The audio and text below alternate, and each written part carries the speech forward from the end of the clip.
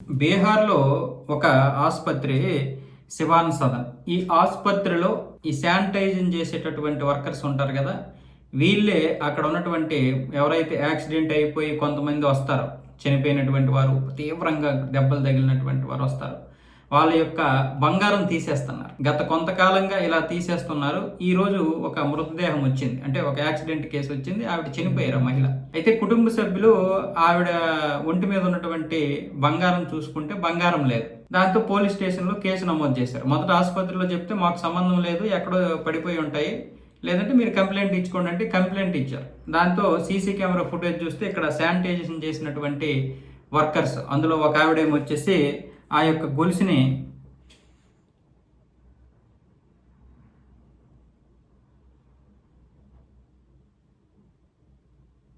ఆవిడ ఆ యొక్క గొలుసుని తీసేసి తన జోబులో వేసుకున్నారు ఆవిడ లోపల. యాప్రా అనేది ఉంటది కదా!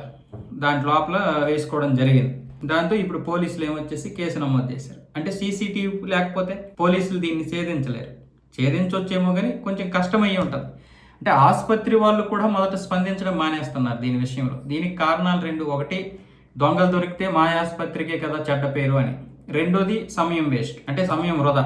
ఈ విధంగా తయారయ్యారు ఒక్కొక్కరు. శవాల మీద పేలాలు ఏరుకునేటటువంటి వాళ్ళు అంటాం కదా, ఆ టైప్ అనమాట. అంటే మొదటిసారి అంటే ఇది కానీ ప్రతిసారి శవాలు వస్తున్నప్పుడు లేదా గాయాలు తగిలి వస్తున్నప్పుడు అది కామన్ వాళ్ళకి. కేవలం వాళ్ళ ఒక డబ్బు కోసం, అంటే ఒకవేళ రేపు పొద్దున్న ఎవరైనా బంగారం లేనటువంటి యాక్సిడెంట్ అయినటువంటి వారు వచ్చారనుకోండి, వాళ్ళ మెడలో గనక ఎక్కడైనా బంగారం లేకపోతే వాళ్ళని చాలా చీప్గా చూస్తారు వీళ్ళు. ఆ రకానికి అలవాటు అయిపోతారు.